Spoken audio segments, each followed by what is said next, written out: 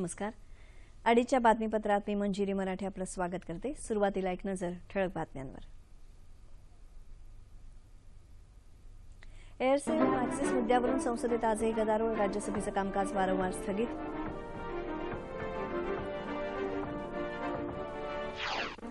इशरत जहां प्रकरणी पी चिदंबरम यांनी प्रतिज्ञापत्रात बदल केल्याच्या खुलाशावरून भाजपाची काँग्रेसवर जोरदार टीका. मात्र काँग्रेस भूमिकेवर ठाम. डान्स बारना परवाने देण्याचे सर्वोच्च न्यायालयाचे राज्य सरकारला निर्देश. नृत्य सादरीकरणाच्या ठिकाणी सीसीटीव्ही लावता येणार नाहीत. विनाअनुदानित गॅस सिलेंडरच्या दरात 61 रुपये 50 पैशांची कपात करण्याचा तेल कंपन्यांचा निर्णय. केंद्र सरकारतर्फे यंदा 1.5 लाख टन डाळीची अतिरिक्त खरेदी केली जाणार. कांद्याचीही 15,000 टन खरेदी होणार. अफगाणिस्तानातल्या जलालाबाद इथं भारतीय दूतावासाजवळ स्फोट आणि गोळीबार. भारतीय कर्मचारी सुरक्षित. दुष्काळग्रस्त भागात पुरेसा पाणी पुरवठा करण्यासाठी युद्धपातळीवर प्रयत्न करा. मुंबई उच्च न्यायालयाचे राज्य सरकारला निर्देश. राज्यात अवकाळी पाऊस आणि गारपिटीचं सत्र सुरू. नुकसानग्रस्तांना येत्या 8 दिवसात मदत देण्याची एकनाथ खडसे यांची घोषणा. आणि येत्या 4 तारखेपर्यंत राज्यात अनेक ठिकाणी अवकाळी पावसाची शक्यता. मध्य महाराष्ट्र आणि मराठवाड्यात तुरळक ठिकाणी वावटळ आणि गारपिटीची शक्यता. आता सविस्तर वृत्त. एअरसेल मॅक्सिस मुद्द्याचे पडसाद आजही संसदेत उमटले. एअरसेल मॅक्सिस प्रकरणी माजी केंद्रीय मंत्री पी चिदंबरम यांचे पुत्र कीर्ती चिदंबरम यांच्या विरोधात कारवाई करण्याची मागणी अण्णा द्रमुकच्या सदस्यांनी राज्यसभेत आजही लावून धरली. या प्रकरणी चर्चा करण्याची सरकारची तयारी आहे. या प्रकरणातल्या दोषींवर कारवाई व्हायला हवी असं सरकारचं मत असल्याचं संसदीय राज्यमंत्री मुख्तार अब्बास नक्वी यांनी सांगितलं. अण्णा द्रमुकसह बहुधा काही काँग्रेस सदस्यांनाही चर्चा हवी असल्याच्या नक्वींच्या वक्तव्यामुळे काँग्रेस सदस्यांनी गदारोळ सुरू केला. गदारोळामुळे राज्यसभेचं कामकाज वारंवार तहकूब होत दुपारी 2 वाजेपर्यंत तहकूब करण्यात आलं. लोकसभेत एअरसेल मॅक्सिस मुद्द्यांवर चर्चेला सुरुवात झाली आहे. हा विषय कार्यक्रम पत्रिकेवर नसल्याचं सांगून काँग्रेस खासदारांनी या मुद्द्यावरून गदारोळ केला.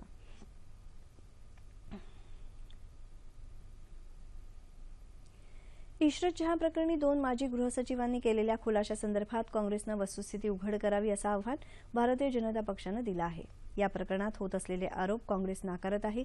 मात्र सर्वोच्च न्यायालयात प्रतिज्ञापत्र का बदलण्यात आलं याचं उत्तर काँग्रेसनं दिलं पाहिजे असं संसदीय कामकाज मंत्री व्यंकय्या नायडू यांनी सांगितलं आहे. ते आज संसदेच्या बाहेर वार्ताहरांशी बोलत होते. इशरतचं नाव दहशतवाद्यांच्या यादीतून वगळून नवं प्रतिज्ञापत्र सादर करण्यासाठी आपल्यावर दबाव टाकण्यात आला होता अशी माहिती केंद्रीय गृह विभागाचे माजी सचिव RVS मणी यांनी दिल्यानंतर भाजपानं काँग्रेसवर जोरदार टीका केली. माजी गृहसचिव G.K. पिल्लई यांनीही या प्रकरणात राजकीय हस्तक्षेप झाल्याचं म्हटलं होतं. चिदंबरम यांनी भाजपा नेत्यांविरोधात रचलेला हा कट आहे असं भाजपा नेते मुख्तार अब्बास नक्वी यांनी म्हटलं आहे. या प्रकरणात काँग्रेस पक्ष आपल्या भूमिकेवर ठाम असल्याचं पक्षाच्या अध्यक्षा सोनिया गांधी यांनी प्रसारमाध्यमांकडे म्हटलं आहे. काँग्रेसचे प्रवक्ते रणदीप सिंग सुरजेवाला यांनी भाजपाचे आरोप फेटाळले आहेत.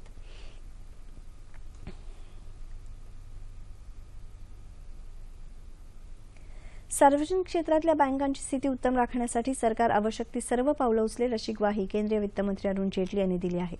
ते आज नवी दिल्ली इथं उद्योगपतींबरोबर अर्थसंकल्प पश्चात चर्चा करताना बोलत होते. बँकिंग क्षेत्र हे सर्वाधिक ताण असलेलं क्षेत्र असल्यानं सरकार सार्वजनिक क्षेत्रातल्या बँकांना व्यावसायिक बनवत आहे आणि त्यांना नव्यानं भांडवलाचा पुरवठा करत आहे असं त्यांनी सांगितलं. पूर्वलक्षी प्रभावाच्या कराच्या मुद्द्यावर वैधानिक यंत्रणा स्थापन करून सरकारनं एक पाऊल पुढे टाकलं आहे असं ते म्हणाले. राजकीय अडथळे कमी झाले आणि वस्तू आणि सेवा कर विधेयक आणि दिवाळखोरी कायद्यासारख्या महत्वाच्या विधेयकांसंदर्भात सरकारला पुढे जाता आलं तर पुढल्या आर्थिक वर्षात 7 ते 7.5% विकास दर राखता येईल अशी अपेक्षा त्यांनी व्यक्त केली.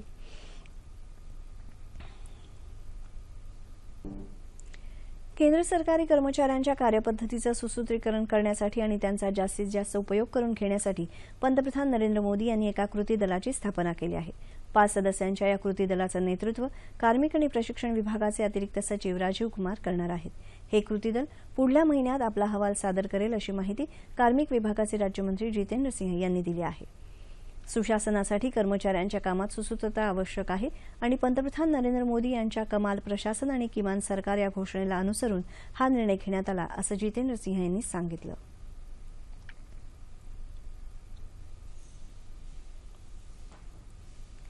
राज्य सरकारनं डान्स बारना परवाना देण्यासाठी घातलेल्या अटींमध्ये बदल करत या बारना परवाना देण्याचे निर्देश सर्वोच्च न्यायालयानं दिले आहेत। या नियमांना आव्हान देणाऱ्या याचिकेवर आज सर्वोच्च न्यायालयात सुनावणी झाली। त्यावेळी न्यायालयानं हे निर्देश दिले। डान्स बारमध्ये सीसीटीव्ही बसवून त्यांचं थेट चित्रीकरण जवळच्या पोलीस ठाण्यात उपलब्ध करावं अशी अट राज्य सरकारनं घातली होती, मात्र सर्वोच्च न्यायालयानं अमान्य केली आहे। डान्स बारच्या आत सीसीटीव्ही न लावता ते केवळ प्रवेशद्वारावर लावता येतील असं न्यायालयानं म्हटलं आहे। देशातल्या तेल कंपन्यांनी विना अनुदानित गॅस सिलेंडरच्या दरात 61 रुपये 50 पैशांची कपात केली आहे। काल मध्यरात्रीपासून नवे दर लागू झाले आहेत। विमानाच्या इंधनाच्या दरात मात्र 12% वाढ करण्यात आली आहे। हिंदुस्तान पेट्रोलियम, भारत पेट्रोलियम आणि इंडियन ऑइल कॉर्पोरेशन या कंपन्या दर महिन्याच्या 1 तारखेला आधीच्या महिन्यात आंतरराष्ट्रीय बाजारातल्या दरांच्या आधारे इंधनाचे दर निश्चित करत असतात। केंद्र सरकारतर्फे यंदा 1.5 लाख टन डाळीची अतिरिक्त खरेदी केली जाणार आहे। केंद्रीय अन्न आणि ग्राहक व्यवहार मंत्री रामविलास पासवान यांनी काल नवी दिल्लीत ही माहिती दिली। डाळींचे भाव नियंत्रणात राखण्यासाठी राखीव साठा म्हणून ही खरेदी केली जाईल। सरकारनं खरीप हंगामातल्या डाळींची खरेदी याआधीच केली असून आता रब्बी हंगामातल्या 1 लाख टन डाळीची खरेदी केली जाणार असल्याचं त्यांनी सांगितलं। डाळीचं उत्पादन वाढवण्यासाठी सरकारनं 500 कोटी रुपयांच्या अतिरिक्त निधीची व्यवस्थाही केली असल्याचं ते यावेळी म्हणाले। तसंच अतिरिक्त साठा करण्यासाठी सरकार शेतकऱ्यांकडून 15,000 टन कांद्याची खरेदी करणार आहे। पुढल्या महिन्यापासून महाराष्ट्रातल्या लासलगाव बाजारपेठेमधून कांदा खरेदीची प्रक्रिया सुरू होईल अशी माहिती ग्राहक व्यवहार सचिव श्री विश्वनाथ यांनी दिली आहे।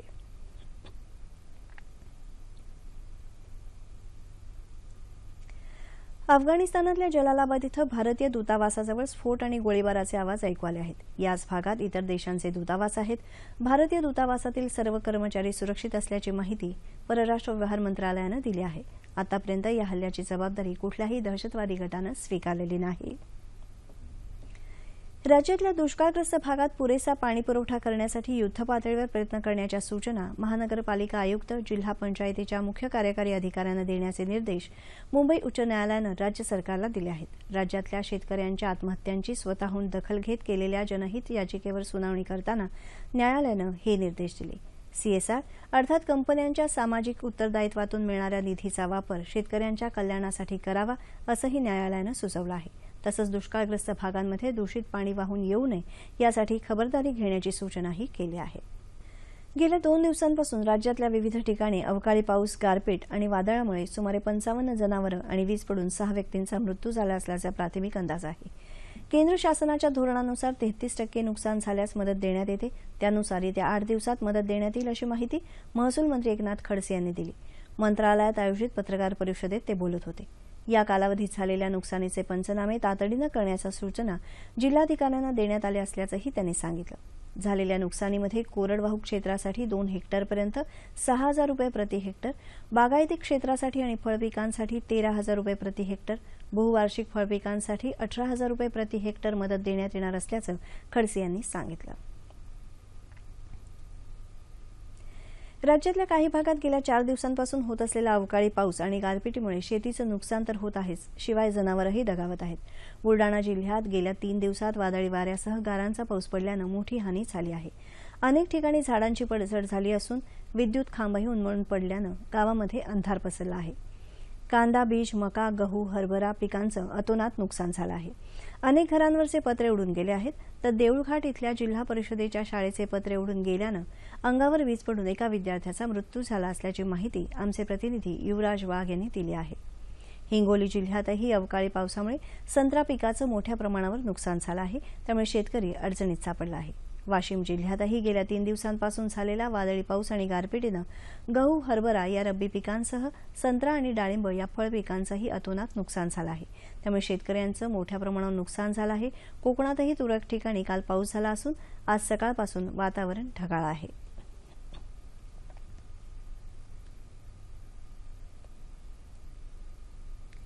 पॅन कार्ड सक्तीविरोधात तीव्र नाराजी व्यक्त करणाऱ्या सराफा उद्योगांनी सोन्यावर 1% उत्पादन शुल्क लादण्यात आल्याच्या निषेधार्थ आजपासून देशभरात बेमुदत संप पुकारला आहे। नुकत्याच झालेल्या केंद्रीय अर्थसंकल्पात हा प्रस्ताव मांडण्यात आला आहे। जोपर्यंत हे शुल्क रद्द केलं जात नाही तोपर्यंत दुकानं बंद ठेवली जातील असा निर्धार पुणे शहरातल्या सराफांनी घेतला आहे। धुळ्यातही सर्व 45 सराफा व्यापाऱ्यांनी आपली दुकानं बंद ठेवून पूर्वीप्रमाणे कर घ्यावा अशी मागणी केली आहे।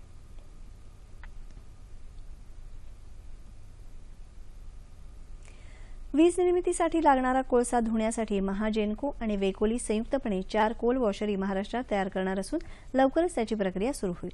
ऊर्जा मंत्री चंद्रशेखर बावनकुळे यांनी मुंबईत ही माहिती दिली. 1.5 वर्षात या वॉशरी तयार होतील असं सांगून ते म्हणाले की वेकोलीचा कोळसा घेतला तर महाजेनकोला दरवर्षी 421 कोटी रुपयांचा फायदा होईल. विदर्भातल्या वीज निर्मिती प्रकल्पांना लागणारा संपूर्ण कोळसा वेकोली पुरवायला तयार आहे अशी माहिती वेकोलीच्या व्यवस्थापकीय संचालकांनी यावेळी दिली. महाराष्ट्र राज्य यंत्रमाग महामंडळासाठी येत्या अर्थसंकल्पात भरीव आर्थिक तरतूद करण्यासाठी प्रयत्नशील असल्याचं वस्त्रोद्योग मंत्री चंद्रकांत पाटील यांनी म्हटलं आहे. पाटील यांच्या अध्यक्षतेखाली मंत्रालयात काल महामंडळाची बैठक झाली, त्यावेळी ते बोलत होते. हस्तकलेचं जतन करण्यासाठी सरकार प्रयत्नशील असून महामंडळाचे दर करार ई-टेंडरिंग पद्धतीनं करण्यात यावेत असे निर्देश पाटील यांनी यावेळी दिले. बैठकीला गृहराज्यमंत्री राम शिंदे उपस्थित होते.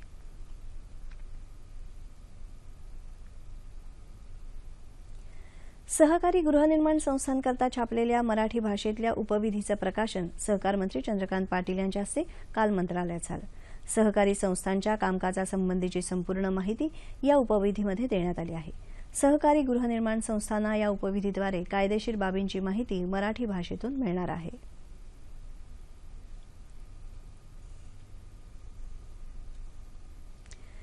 भारतरत्न डॉ. बाबासाहेब आंबेडकर यांच्या 125व्या जयंती वर्षाचं औचित्य साधून पाली त्रिपिटकचं मराठी भाषांतर करण्यात येईल अशी घोषणा सामाजिक न्यायमंत्री राजकुमार बडोले यांनी केली. या कामासाठी समिती स्थापन करण्याचे निर्देश त्यांनी मुंबईत एका बैठकीत दिले.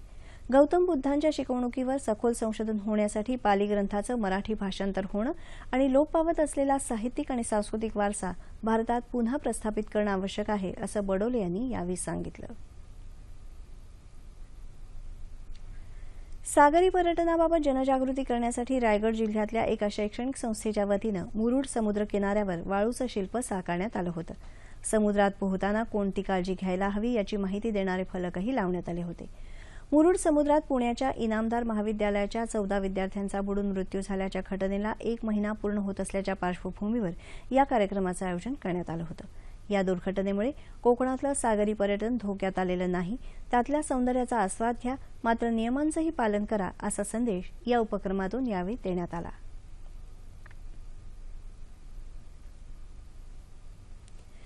अण्णाभाऊ साठे महामंडळाचं कामकाज लवकरच पूर्ववत सुरू करण्यात येईल अशी माहिती सामाजिक न्यायमंत्री राजकुमार बडोले यांनी मुंबईत दिली.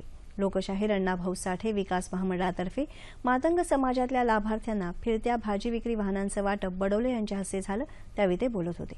गेल्या काही काळापासून महामंडळाकडून होणारं कर्ज वाटप बंद होतं, मात्र महामंडळाचं काम पूर्ववत करण्याची परवानगी मुख्यमंत्री देवेंद्र फडणवीस यांनी दिली असून लवकरच कर्जपुरवठा सुरळीत होईल असा विश्वास बडोले यांनी व्यक्त केला. शेतकऱ्यांच्या आत्महत्या रोखण्यासाठी शासकीय पातळीवरही अनेक प्रयत्न सुरू आहेत. या प्रयत्नांचा एक भाग म्हणून यवतमाळ जिल्ह्यातही बळीराजा चेतना अभियान हाती घेण्यात आलं आहे, त्याविषयीचा हा वृत्तांत.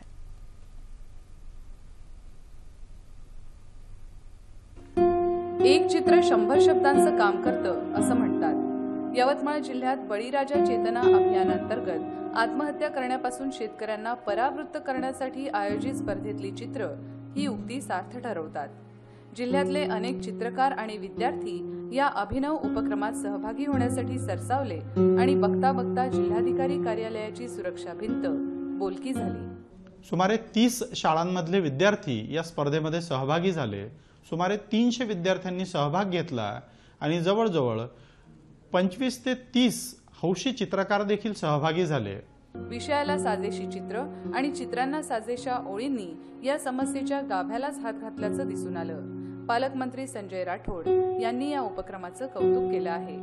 चित्र आणि शब्दांच्या माध्यमातून शेतकऱ्यांना आत्महत्या करण्यापासून रोखण्याचा हा उपक्रम खरोखरच अभिनव ठरला आहे.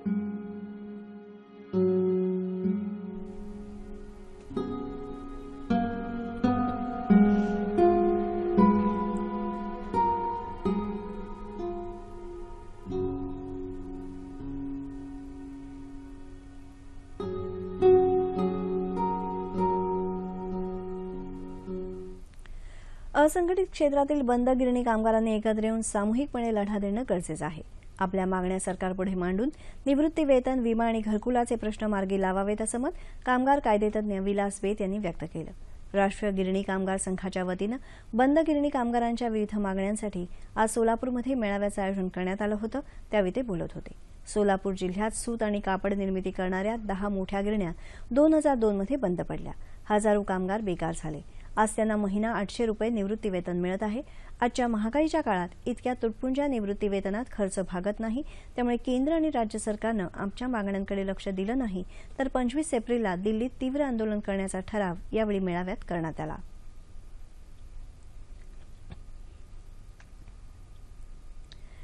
लोकमान्य बाळ गंगाधर टिळक आणि बालगंधर्व यांच्या भूमिका साकारताना त्या अभिनय म्हणून नाही तर महापुरुषांची सेवा म्हणून साकारल्या असं मत अभिनेते सुबोध भावे यांनी व्यक्त केलं. कोल्हापुरात शाहू स्मारक भवनात आयोजित कार्यक्रमात नटश्रेष्ठ जयशंकर दानवे यांच्या नावानं दिला जाणारा कलायात्री पुरस्कार देऊन सुबोध भावे यांचा गौरव करण्यात आला. पुरस्कार स्वीकारल्यानंतर सुबोध भावे बोलत होते.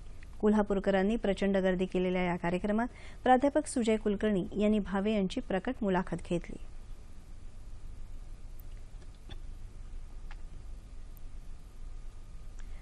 क्वालालंपूर इथं सुरू असलेल्या जागतिक टेबल टेनिस अजिंक्यपद स्पर्धेत पोर्तुगालला 3-0 हरवत भारतीय महिला संघानं चौथ्या फेरीत प्रवेश केला आहे.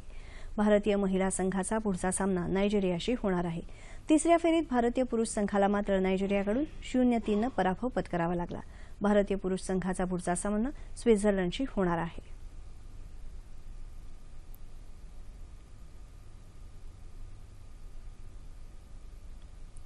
हवामान. येत्या 4 तारखेपर्यंत कोकण आणि विदर्भात तुरळक ठिकाणी तर मध्य महाराष्ट्र आणि मराठवाड्यात काही ठिकाणी मेघगर्जनेसह पाऊस पडण्याची शक्यता हवामान खात्यानं वर्तवली आहे. येत्या 48 तासात मराठवाडा आणि मध्य महाराष्ट्रात तुरळक ठिकाणी वावटळ आणि गारपीट होण्याचा इशारा हवामान विभागानं दिला आहे. ठळक बातम्या पुन्हा एकदा. एअरसेल मॅक्सिस मुद्द्यावरून संसदेत आजही गदारोळ. राज्यसभेचं कामकाज वारंवार स्थगित.